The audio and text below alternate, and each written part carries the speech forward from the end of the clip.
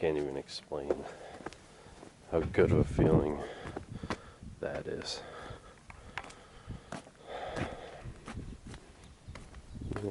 So we're gonna do the power steering fan belt today. I think that's gonna be number one priority if I decide to do anything else kind of stupid. It'll just be like interior work or whatever. I gotta put the camera down. So yeah, I gotta take, I don't know, maybe I'll take this boot off. I'll probably just take it off from here though. Yeah, just take this boot off, and then I think it's, here's your tensioner, and then there's 3 bolts. Yeah, pretty sure it's at 3 bolts and it slacks off. So I think we gotta start by doing the top bolt. I think it's 12. Let's check actually. Yeah, it's 12. That one's gotta be held in the back. That one is a 14. Oh no, where's my 14? Alright, I'll be back with you guys. I gotta find my 14 millimeter. Okay, found my 14. It is a 14. And then the other one is behind a little notch in the pulley. It was a little hard. It's like basically like right under there. I had to kind of just like turn my engine over basically. I didn't do it with a socket wrench like everybody tells you. I just kind of like started up, let it like turn a little bit each time. And yeah, JDM. So I'm gonna get these 3 bolts done. Once I get that done, I'm gonna undo the tensioner. That top one, it's a long post right there. And then yeah, we'll slack this thing off and we'll put a new belt on. This thing's looking pretty crappy. Sounds pretty crappy too. I wish I wasn't getting so old where, like, you know, all my friends have like kids and like lives and they want to come over maybe and like help me hold this camera so I can do this kind of stuff at the same time.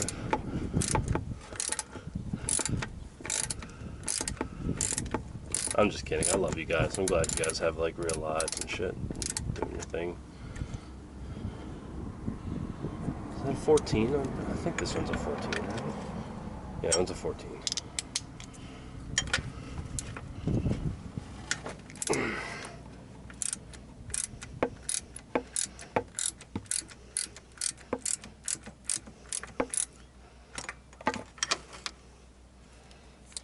Not taking them all the way out, I'm just slacking them.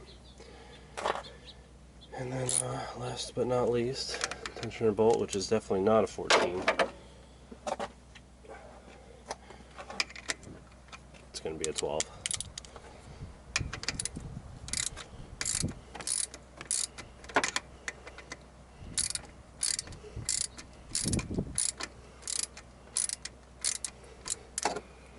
So I'm pretty sure we could just kind of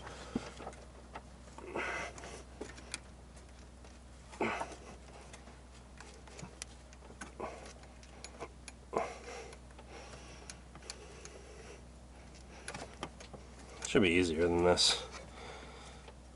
So, get back with you. Okay, so basically I just had to keep going on the tensioner bolt. You want it basically more than halfway, I guess, to work the pulley enough to be able to get the belt off.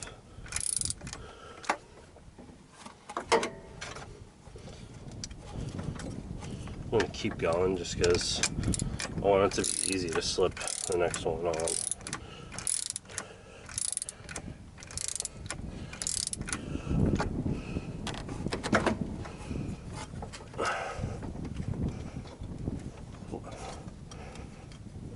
She's coming.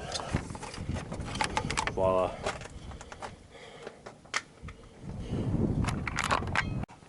So not that this belt is gonna tear anytime soon, but it certainly is dry.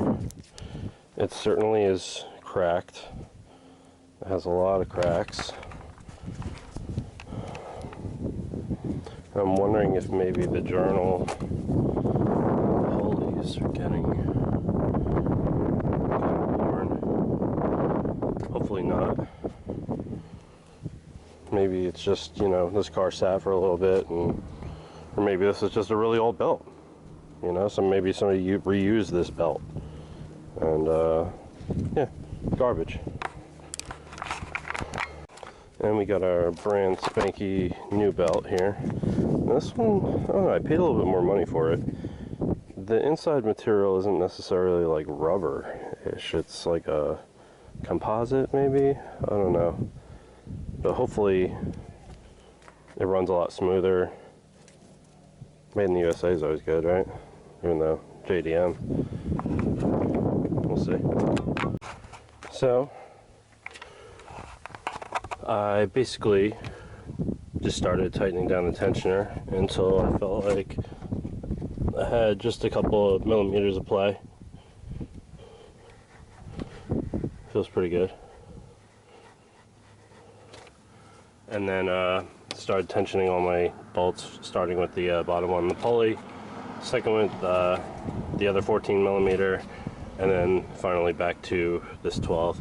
And it feels good, feels tight. We'll see how it sounds in a few minutes. Yeah, right on. Out with the old and with the new. I think I just like throwing that thing, to be honest. Prop my camera up right here and let's make this the moment of truth.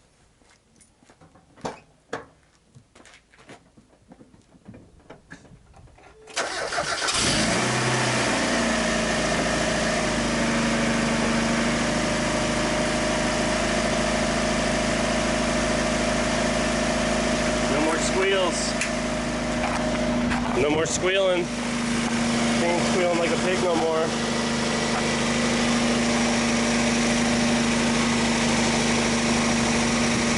That feels so good, man. Like, I've never done any belts before. It's my first belt change, guys. It's my first belt change. Miata. Oh, it sounds so much better. I could actually, like, take this to a meet or something now and not just be like completely embarrassed. Like, this is embarrassing. I don't even know what to do about these. Like, I need fenders too, guys. Like, this fender completely like fucked right there. Even if I got like a paintless dent remover, like that ain't coming out. And then on this side, on the bottom, I didn't realize it was starting to like rust out. So that's gotta go. That panel's gotta go because it's rusting out. So I need 2 new front fenders, and I don't know where the hell to get them from. There was a guy down the road from me, like 15 miles down the road probably. He had like 3 Miatas, 2 whole ones that he was selling, and then like 3 part Miatas. And I missed the opportunity. He sold all the fenders, all that goody shit, the hard tops. Missed out on 2 different hard tops. It's hard, man. These parts are getting pretty hard to come by. These cars are getting pretty hard to come by. I love it. So my mom will probably be pissed because I got oil in the driveway. It's coming right there. I don't know where that's coming from. Maybe it's just water. But I've been suspecting that there was oil leaking from the cast, which is there. I stuck my finger underneath it, and yeah, it's soaked with oil. So I got to pull that out, and I got to change the O-ring. I have an O-ring. I'm a little nervous because I know that your cast controls your timing, and not only is it difficult to remove because there's like a little journal on it, and then if you don't line that little key, it's like a key journal, if you don't line it back up perfectly, then it won't go in. You'll be like sitting here like fiddling with it back and forth until it finally goes in.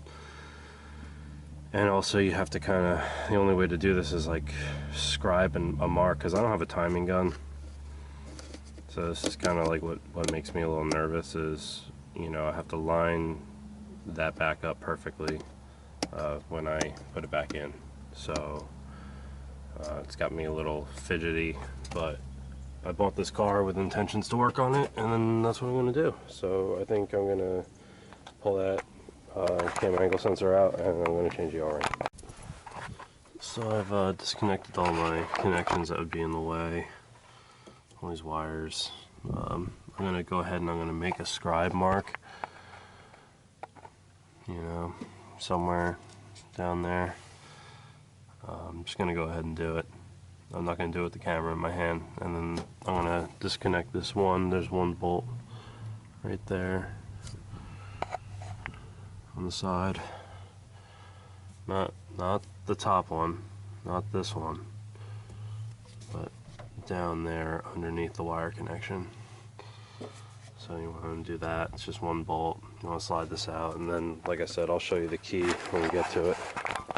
Alright, so we got it off. We got the O-ring off. That's, I'm pretty sure, how mine's going to be oriented when it goes back in, that key. See this key right here? That's how mine's going to go back in, I'm pretty sure. I would show you the old O-ring because it was flattened, but when I went to take it off, it was so dry, it just broke and flew off somewhere, and I lost it. So, yeah. So I'm going to put this one on, try to put this back in. So, what happened was I was cleaning the cast when I put it back in. I ended up wiping it a little bit, and I lost my scribe mark. So basically I went off of I as to where more or less my scribe mark was. Started my car up, it was a little high. It was probably idling at like 1800 or something like that, and the car was already warm, so I played with it a little bit. Now if you're looking at the car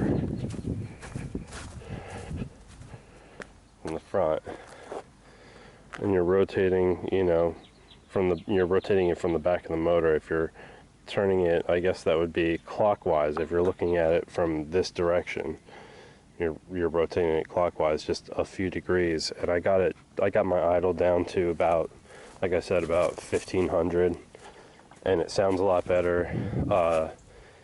It's smoking less, which is a good sign. Maybe I was burning oil, you know, because the idle was just way too high, just way too much spit.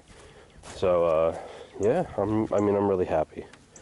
I'm really happy. I put a lot of work into it today, and hopefully I'll be rewarded. Hopefully I won't be leaking any more oil, which I'm pretty sure the only leak that was on that cardboard was the one that started earlier when I had it parked vertically, when I had my nose into the garage, because my driveway's on a little bit of a slant. So I'm pretty sure the oil was leaking out of the back of the cast down the motor, dripping onto the ground. Or worst case scenario, I have a main seal leak or something like that. But yeah, cardboard.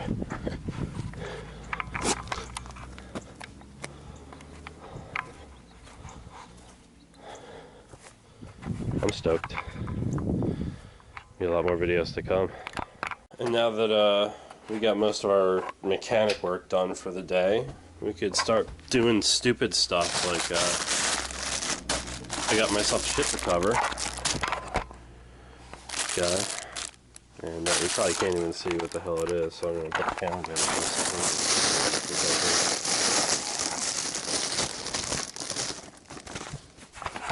A bunch of like planets and shit. How about that? Cheesy as hell. And then what else? Matching dildo shifter. So hell yeah. I'm just still plugging and chugging along on this thing. Oh, so I already got my tombstone off. I already pulled these air vents out and everything, and replugged my hazard lights back in. Got my nifty shifter boot on. I'll remove this glow in the dark shift ball. I'm just not crazy about having to reach so low, you know, and it's short. It's almost like too short, you know, the shift for me. So yeah, we'll see how it is with a longer shifter on there. Oh man, mobile shift is going in. See if we'll get lucky and it'll just like thread right in. No, we gotta go with I gotta find the right universal. I found the right adapter fitting. I have no idea what size it was, so don't even ask. I'm stoked. This looks so much better than it just being open with... Oh, where's that glow in the dark? This thing. I mean, this thing's pretty cool, but I don't know. Definitely need something a little nicer, a little cooler. A little bit more Hot Boy JDM, yeah, whatever. Bubble toy.